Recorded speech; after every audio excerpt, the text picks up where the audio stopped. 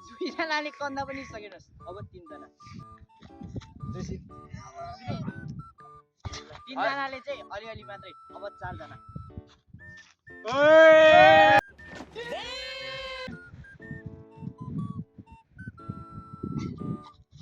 चारजनाले उचाल्न त उचाल्यो तर अब पाँचजना उसको पाँच होइन आधी पाँच है ऊ आएर झन् सकेन अब छजना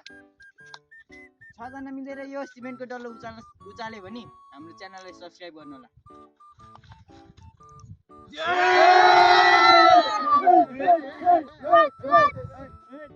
subscribe